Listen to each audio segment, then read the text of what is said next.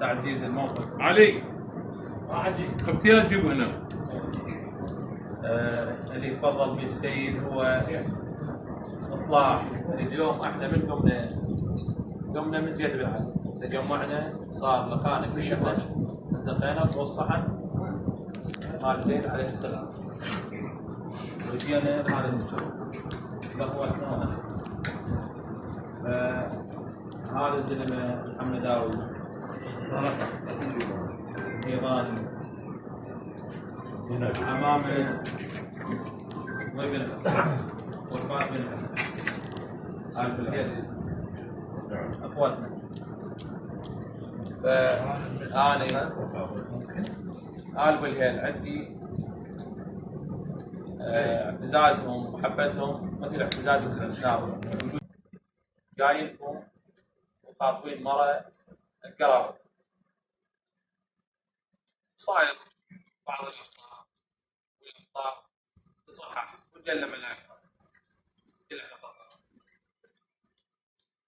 أنت اليوم من تزعل على المحمداوي والزعل على قايل ابوي متوفي وبعدين انت عرفت ابوه على غير الحال. بس اكو مبررات لهذا الحديث، لكن آل بالهيل يقول لك انا وانا مسؤول عنه. هو يجوز شرح لكم كيف كان. احنا نطلب جنابه هذا الوجه البلد والعود زيتونيات والقلم زيتوني والطنبوش زين ان شاء الله لا مثل الوجه فنحن على الساده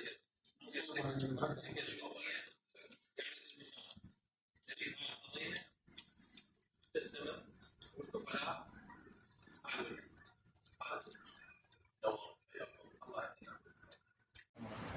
حياك الله والله يرحم الشيخ حاتم في امواتكم جميعا الله يرحمه.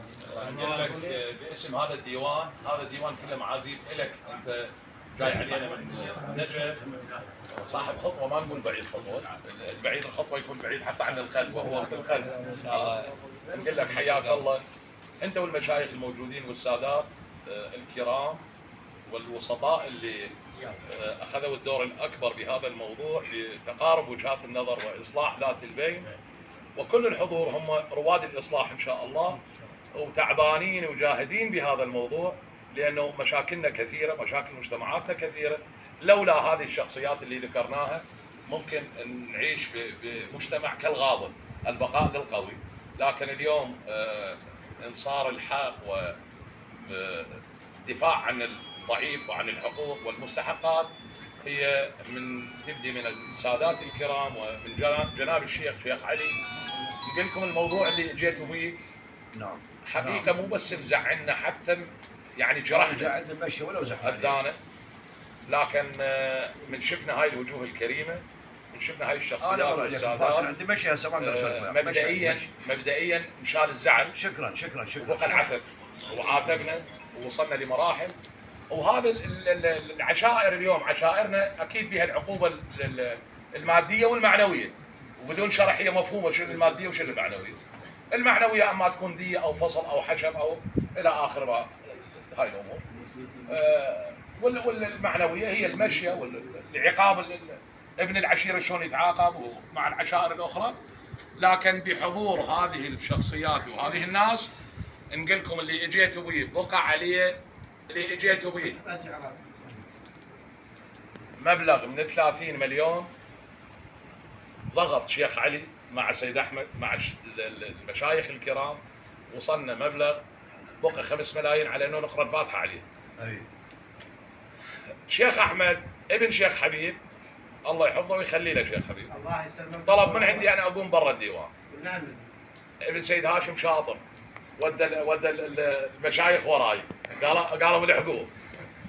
انا ما اقدر حقيقه اعلن ضعفي امام هاي الشخصيات، مو ضعفي شخصيا لا، بس هاي الوادم باكر يا محزم هم تضيع، هم تاخذ مني واخذ منك. مال خلنان مو مال ذني. لان ال5 ملايين اللي بقى اكراما لما سبق من الذكر من الاخوان والخمس ملايين طايحات كلهن اكراما لكم وحياكم الله.